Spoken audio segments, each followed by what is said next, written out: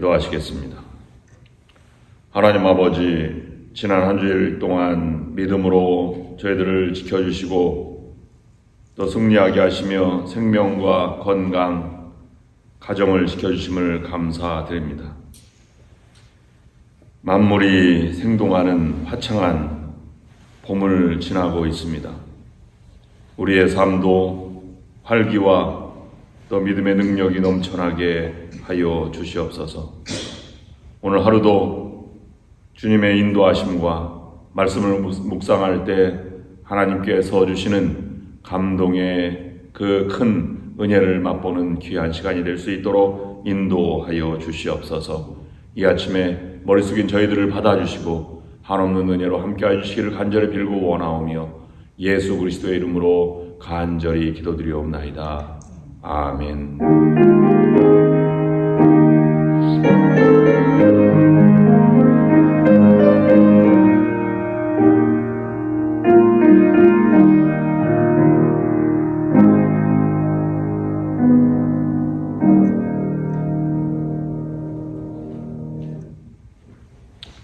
오늘 성경 말씀은 이사야서 8장 11절부터 22절까지 보시겠습니다. 이사야서 8장 11절부터 22절까지 말씀입니다. 제가 받들어 봉독해 올립니다. 여호와께서 강한 손으로 내게 알려주시며 이 백성의 길로 가지 말 것을 내게 깨우쳐 이르시되 이 백성이 반역자가 있다고 말하여도 너희는 그 모든 말을 따라 반역자가 있다고 하지 말며 그들이 두려워하는 것을 너희는 두려워하지 말며 놀라지 말고 만군의 여호와 그를 너희가 거룩하다 하고 그를 너희가 두려워하며 무서워할 자로 삼으라. 그가 성소가 되시리라.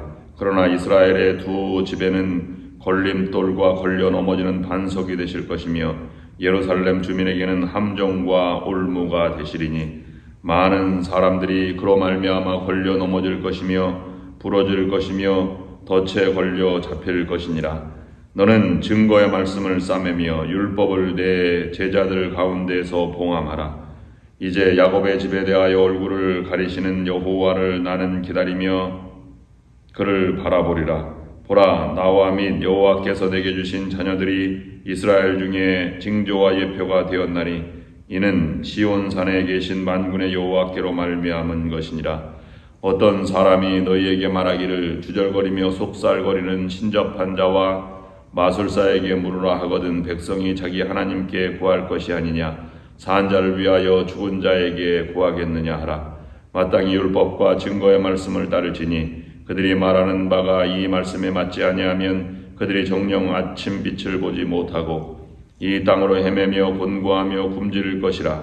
그가 굶주릴 때에 격분하여 자기의 왕과 자기의 하나님을 저주할 것이며 위를 쳐다보거나 땅을 굽어보아도 환난과 흑암과 고통의 흑암뿐이리니 그들이 심한 흑암 가운데로 쫓겨 들어가리라.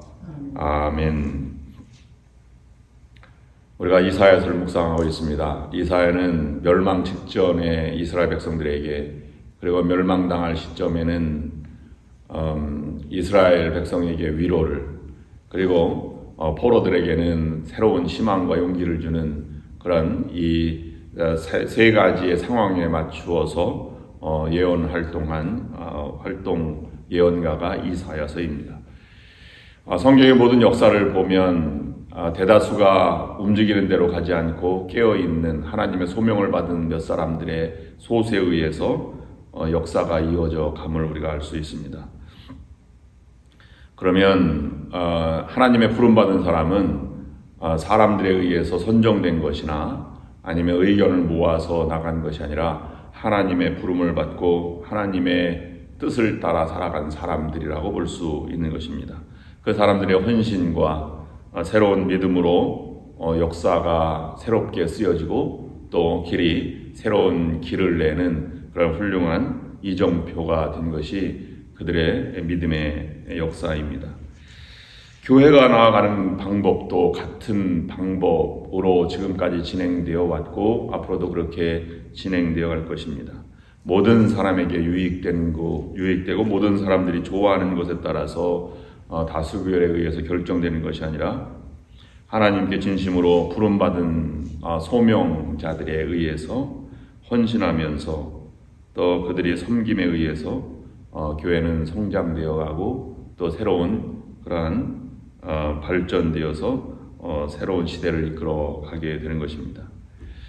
모든 사람들이 다 원한다고 해서 옳은 것은 아닙니다. 역사적으로 이것은 많이 우리에게 보여주고 있습니다. 성소 시대에 보아도 모세가 출애굽한 사람들을 모두 이끌고 왔지만 시내산 아래에서 모든 백성들이 한 것은 하나님을 배반하고 우상을 섬긴 것이었습니다. 예수님 당시에도 예수 그리스도의 제자들과 몇몇 그 사람들은 예수 그리스도를 따른 사람들이 있었지만 그 나머지 모든 사람들은 예수 그리스도를 십자가에 못 박으라고 외쳤던 군중들이었음을 성서는 우리에게 보여주고 있는 것입니다.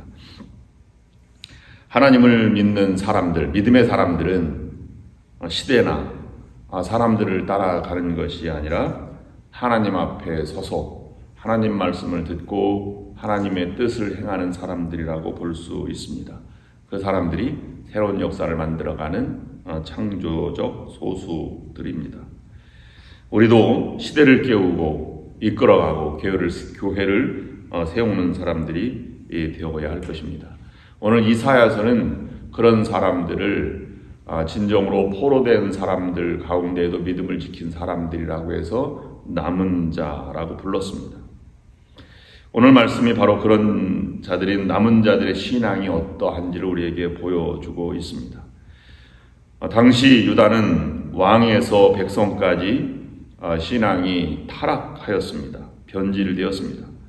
모든 사람들이 현실의 문제에 빠져서 하나님을 생각하지 않고 하나님의 말씀을 잊어버렸습니다. 그런 중에도 하나님을 진실로 섬기는 자들이 있었습니다. 바로 이런 자들을 향한 말씀이 오늘 이사야서 8장에 있는 말씀입니다. 우리에게 주실 말씀은 너희도 남은 자가 되어라. 적어도 남은 자가 되어서 시대를 일깨우는 사람은 이와 같은 특징을 가진 사람들이어야 한다라고 하면서 세 가지를 우리에게 전해주고 있습니다. 첫째로는 세상이 아무리 혼돈하고 많은 사람들이 글로 달려간다고 할지라도 그리고 세상이 아무리 흉흉하다고 할지라도 두려워하거나 대세에 흔들리지 않는 사람이 되어라 라고 말씀하고 있습니다. 진정으로 하나님의 말씀을 따르는 믿음의 사람, 남은 자가 되기 위해서는 세상 대세에 흔들리지 않는 그러한 굳은 마음이 있어야만 합니다. 그것을 견고하라 이렇게 7장에서는 말씀하고 있고 또는 흔들리지 않은 뚝심을 가지고 살아가라 이렇게 우리에게 말씀하고 있습니다. 세상은 두 세력이 공존하고 있습니다. 그러나 세상의 세력이 더 많은 흐름을 타고 더 강해 보입니다. 아벨은 하나님의 세력입니다. 그러나 그를 죽인 가인은 세상의 세력으로 성서는 우리에게 전해주고 있습니다. 당시에 세계를 지배했던 애굽 왕 바로는 세상의 세력을 상징하고 이스라엘은 하나님의 세력을 나타냅니다. 부정직한 왕들이 세상의 세력이라면 의로운 예언자들이 하나님의 말씀을 든 하나님의 세력들입니다. 예수님을 죽인 로마인과 유대인들이 세상의 세력이라면 예수님은 하나님의 말씀을 들고 하나님의 입장에선 하나님의 아들이었습니다. 세상의 세력은 공중 잡은 권세라 또는 마귀의 원세라 이렇게 표현하면서 언제나 강력하고 거대하게 표현되고 있습니다. 그러나 성경은 창조시대의 이래로 그런 사람들의 승리가 아닌 하나님의 승리, 언제나 승리는 하나님께 있다고 우리에게 말씀해 주고 있습니다. 그들이 우리 남은 자들이 가져야 할 것은 대세에 흔들리지 않는 굳은 믿음이 되어야만 합니다. 그런데 그것이 쉬운 것이 아닙니다. 한국에서도 왕따 같은 것들이 있지요. 일본에서 표현하면 이지메입니다. 약간 영어에서 분리하고는 다른 느낌으로 제게는 다가왔습니다. 왕따라고 하는 것은 그를 사람 취급하지 않는 것입니다. 또 좀 더 심하면 이지메 같은 것도 사람 취급하지 않는 않는 것이 아니라 그를 없는 존재처럼 투명 인간처럼 이렇게 대우하는 것입니다. 모든 사람이 자기들끼리 의논하고 자기들끼리 결정하고 있든지 없든지 이런 결정을 합니다. 그것이 얼마나 무시한 느낌이고 또 자존심 상하는 것인지 알 수가 없습니다. 이런 대접을 여러분들도 다 경험을 했을 것입니다. 또는 불리라고 하는 것은 그들에게 뭐 이렇게 나쁜 짓 하거나 뭐 이런 것이 될지도 모르겠습니다. 그런 세상 속에서도 우리가 어떻게 보면 하나님을 믿는 신앙으로 지금까지 지내왔습니다. 학교에서나 직장에서나 따돌림 당하는 사람들이 모두 다 실패한 것이 아니라 그들 중에 성공한 사람도 있고 그들 중에 우울증 걸린 사람도 있고 그 중에 일생을 삶을 포기하는 사람도 있을 수 있습니다. 그러나 성공하는 사람은 그런 사람을 따르지 않고 그 사람들이 흔들리지 않고 자기 내면의 싸움에서 그리고 더 보다 큰 하나님의 말씀과 진실에 가까운 학업에 열중하든지 아니면 자기가 무엇을 터득하는 진리에 가까이 다가가려고 노력하는 사람들이 시대를 일깨우고 그들에게 세상에서는 그들은 따돌림 당했지만 새로운 역사를 써가는 경우를 우리가 볼 수 있는 것입니다. 내면적인 투사의 모습, 신앙의 모습 이런 것을 우리가 볼 수 있는 것입니다. 이사야 당시에는 여러 사람들이 존재하고 있었고 사람들이 시대에 흔들리고 있었습니다. 대세가 완전히 기울어져서 그 당시의 사람들은 이제 곧 멸망한다. 이사야 40장, 39장까지는 멸망에 대한 예언이지 않습니까? 곧 멸망한다. 이런 대세가 아주 흔들렸습니다. 그런 아주 흉흉한 시대에는 백성을 위하거나 아니면 진리를 따르는 것이 아니라 살 길을 찾아가는 사람이 많이 있었지요. 이스라엘 백성들은 그런 사람들이 많이 있었습니다. 아하스는 나름대로 살아보려고 좋은 방법을 찾아보았습니다. 그래서 오랫동안 친분 관계에 있었던 애굽을 등지고 아수르에게 도움을 청하고 아수르와 조약을 맺어 나아갔습니다. 이사야가 볼 때에는 백성들도 잘못됐습니다. 흉흉하고 이리 흔들리고 저리 흔들리고 자기 것을 차지하기 위해서 대세에 흔들리고 욕심이 지배하고 있는 이런 세상을 바라보고 또 왕도 보면서 그야말로 왕이 잘못되고 잘못 선택하고 있다는 것을 바라보았습니다. 토끼가 늑대를 피하기 위해서 호랑이에게 도움을 청하는 격으로 바라보았습니다. 얼마나 어리석은 방법인지 이 이사야가 한탄하고 있는 것입니다. 사람들은 그 방법이 가장 좋은 방법이라고 따라갔습니다. 이사야는 홀로 하나님을 믿으라, 대세에 흔들리지 말아라, 하나님의 말씀에 충실하라. 그런데 아무도 이사야의 말에 귀를 기울이는 사람이 없었습니다. 그러나 이사야는 담대하게 외치고 있는 것입니다. 10절 말씀에 보면 이렇게 우리에게 말씀해주고 있습니다. 너희는 함께 계획하라. 그러나 끝내 이루지 못하리라. 말을 해보아라. 끝내 시행되지 못하리라. 이는 하나님이 우리와 함께 계심이니라. 다른 말로 번역하면 이런 의미입니다. 너희들은 너희들끼리 머리를 싸매고 의논해 보아라. 그러나 열심히 땀 흘려서 그것을 하려고 뛰어보아라. 그러나 그 일은 너희들이 계획한 일은 절대로 이루지 못할 것이라 하나님이 나와 함께 하시기 때문이다 라고 말하고 있습니다. 어떻게 보면 시대를 흘러가는 왕과 백성들의 모습을 보면서 예언자 이사야가 외치는 말씀에 우리가 힘을 실어본다면 이사야는 영적인 자신감, 뚝심 이런 것이 있다고 볼 수 있습니다. 아무리 마귀, 세상 공중잡은 권세가 날뛰어도 흔들리지 않는 예수 그리스도처럼 종교개혁을 일으킨 많은 말틴 루터와 아니면 개혁자들처럼 세상이 흔들리고 흉흉해도 하나님 말씀이 옳다고 믿는 사람들에 의해서 새로운 역사를 써갔고 그들에 의해서 남은 자가 되어서 시온의 영광을 회복되게 된 것입니다. 이것이 신앙의 자신감입니다. 다른 사람 탓할 필요가 없습니다. 영적인 능력을 갖는 것, 하나님 나와 함께 하신다는 확신 가운데 임하는 그러한 신앙이 우리를 모든 세상에서 구원하고 새로운 길을 만들어가는 이정표가 되는 것입니다. 여러분들도 하나님과 대면하면서 이런 길을 걸어가는 여러분들이 될 수 있기를 바랍니다. 하나님 앞에 굳건히 서서 영적인 자신감을 가지고 그 길로 걸어가시는 여러분들이 될 수 있기를 주님의 이름으로 축원합니다. 두 번째는 그렇다고 해서 연약한 인간이 우뚝 서는 것이 아닙니다. 인생의 피할 길을 바로 찾는 것이 바로 남은 자들의 사상이고 믿음의 모습입니다. 그 피할 곳은 사람과 세상에서 찾는 것이 아닙니다. 사람은 사랑의 대상일 뿐이지 의지하거나 피할 대상은 아닙니다. 마귀에게도 피하지 말아야 할 것입니다.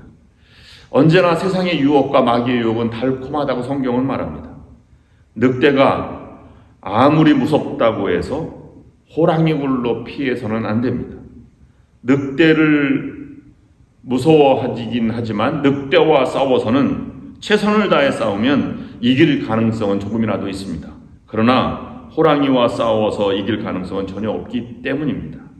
사람들이 이런 실수를 많이 합니다. 자신을 맡고 있는 문제와 싸우다가 힘들다고 해서 포기하고 또 세상의 위로와 도움을 얻으려고 나아가는 경우를 볼 수 있습니다. 자신의 문제를 위해서 세상의 방법을 따른다면 그것은 세상의 사람과 같이 사단에게 인생을 맡기는 것과 같습니다. 사단의 목적은 우리를 도우려는 것이 아니라 우리를 파멸시키려는 것 때문입니다. 그러므로 세상의 방법으로는 이길 수도 없고 마음의 평화와 절대 기쁨과 만족을 얻을 수가 없는 것입니다. 성경은 말합니다. 이사야서는 말합니다. 우리에게 진정으로 의지할 분은 하나님밖에 없다는 말씀입니다. 14절 말씀해 보시면 그가 성소가 되시리라. 진정으로 도울 분은 오직 한 분 하나님뿐이다 라고 우리에게 말씀해 주고 있는 것입니다. 하나님은 이스라엘의 남은 자들의 피할 곳이 되셨습니다. 오늘날로 말하면 하나님의 피난처이다 라고 고백하는 것은 진정으로 피난처가 바로 하나님의 성소, 하나님을 모시고 예배드리는 장소, 교회이다 라고 말씀하고 있는 것입니다. 교회 올 때마다 교회는 하나님의 위로와 능력을 얻는 곳이 되어야 합니다. 인생에 슬픔을 가득 품고 피난처에 들어올 때 하나님의 사랑을 체험할 수 있는 것이 바로 교회입니다. 나도 모르게 하나님을 인정하고 그리고 그곳에서 새로운 용기와 힘을 얻고 위로를 받고 돌아가는 것이 바로 그것입니다. 그래서 교회는 은혜의 보좌 또는 하나님의 성소 또는 피난처 이렇게 되는 것입니다. 그래서 교회 들어오면 은혜가 넘치고 위로가 됩니다. 근데 그 중에는 제가 목회하다 보면 교회를 떠나는 분들이 있습니다. 근데 떠나는 분들은 대부분 상처를 받은 분들은 위로하거나 이렇게 함께 안타까워하고 기도를 함께 합니다. 그런데 붙잡지 못하는 분들이 있어요. 어떤 분들이냐면 교회가 은혜가 없습니다. 이런 분들은 상당히 위로하기가 어렵습니다. 왜냐하면 목사님 설교도 안 들어오고 기도도 안 되고 말씀도 안 들어오고 사람들도 교인들도 막 의지할 것이 없고 교회가 은혜가 없습니다. 이렇게 얘기하면 상당히 잡기가 어렵습니다. 그런 분들은 어떻게 위로해야 할까 하는 생각을 해보게 됩니다. 언제든지 교회는 은혜가 넘치는 곳이 되어야만 합니다. 그래서 위로가 있고 하나님을 대변해서 사람들을 어루만져주고 예배가 기다려지고 주일이 기다려지는 그런 곳이 되어야 할 것입니다. 그것이 피난처이자 하나님의 위로가 있는 성소가 되는 것입니다. 세 번째로 진정으로 남은 자들의 새로운 역사를 이끌어가는 사람들은 자신의 의지로 살아가는 사람이 한 사람도 없었습니다. 그들이 무엇인가 깨달은 사람이 있는데 깨달은 것은 자기의 생각이 아니라 말씀 속에 진리가 담겨 있음을 깨달은 사람들에 의해서 새로운 시대는 열렸고 새로운 이정표가 된 믿음의 사람들이 된 것입니다. 그런 측면에서 보면 남은 자들이 할 수 있는 유일한 것은 말씀을 묵상하는 것이지요. 그런 것에 의해서 기도회가 성성되었고 탈무드가 작성되었으며 에스겔과 다니엘과 같은 믿음의 역군들에 의해서 기도처, 모임이 시작돼서 영성운동이 시작됐습니다. 그런 측면에서 보면 남은 자들은 위대한 사람들이고 말씀을 보고 말씀 묵상하는 사람들은 위대한 사람들입니다. 정말 소수지만 그들은 살아있는 하나님을 대면한 사람들이기 때문에 세상이 감당하지 못할 사람들입니다. 20절 말씀에서는 그래서 이렇게 말씀하고 있는 것입니다. 마땅히 율법과 증거의 말씀을 따를지니 그들이 말하는 바가 이 말씀에 맞지 아니하면 그들이 정령 아침빛을 빛을 보지 못하리라 라고 말씀하고 있습니다. 세상에 이런 빛을 발견하기 어렵습니다. 그러나 성경의 말씀을 대할 때는 다윗이 고백한 것처럼 고난 가운데에도 고난당한 것이 내게 유익이라 내가 주의 율례를 배우게 되었노라 라고 고백한 것처럼 그 속에서 새로운 빛을 발견하고 새로운 용기를 얻게 된 것입니다. 여러분, 남은 자들이 평안할 때 묵상해서 말씀을 얻는 것이 아닙니다. 가장 처절하고 힘들 때 그들이 포로된 상황 속에서 말씀을 묵상할 때 그 말씀의 진리, 빛을 발견하게 된 것입니다. 그러므로 우리가 어려울 때일수록 하나님의 말씀을 의지하는 것이 필요합니다. 여러분들도 힘들수록 말씀 속에 깊이 묵상해 보시기 바랍니다. 그러면 여러분의 인생을 새롭게 펼쳐나갈 등불을 발견하게 될 것입니다. 그 말씀을 따라가면 사망의 음침한 골짜기를 지나고 그런 혼란한 시기 가운데에서도 하나님의 인도하심과 푸른 초장으로 인도하시는 하나님의 위로를 경험하게 될 것입니다. 오늘 우리에게 주시는 말씀을 다시 한번 묵상합니다. 우리가 남은 자가 되어라. 흔들리지 말아라.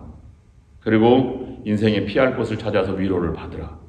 더 나아가서는 새로운 시대를 이끌어갈 만한 분명한 빛이신 말씀을 붙들고 나아가라. 그러면 승리하게 될 것이라고 우리에게 말씀하고 있습니다. 그런 남은 자가 되어서 새로운 시대를 만들어 가시고 이끌어 가시는 여러분들의 신앙이 될 수 있기를 주님의 이름으로 축원합니다. 기도하시겠습니다. 하나님 아버지, 우리가 혼란한 세상 가운데 남은 자가 되어서 믿음의 역사, 새로운 기적의 역사를 써가는 성도가 되게 하여 주시옵소서. 연약하지만 말씀을 붙들고 하나님을 의지함으로 지치지 않게 하시고 믿음으로 자신감을 가지고 주님만 의지하면서 승리하는 믿음의 성도들이 될 수 있도록 인도하여 주시옵소서. 오늘 거룩한 교회를 청소하고 또 거룩한 주일을 준비하는 모든 성도들을 주님께 축복하여 주시고 저들의 섬김이 헛되지 않도록 하나님 인도하여 주시옵소서. 내일 거룩한 주일을 맞이해서 예배드리는 모든 이들에게 하나님 은혜와 감격의 예배가 될 수 있도록 은총을 베풀어 주시옵소서. 예수 그리스도의 이름으로 간절히 기도드리옵나이다. 아멘. 이제는 우리 주 예수 그리스도의 은혜와 하나님 아버지의 극진하신 사랑하심과 성령의 역사인도 교통하심이 오늘 말씀을 들고 나아가는 모든 성도들 위해와 저들의 가정, 하는 모든 일 위해 그리고 좋은연합협력교회 위해 지금부터 영원토록 함께하옵시기를 간절히 축원하옵나이다. 아멘.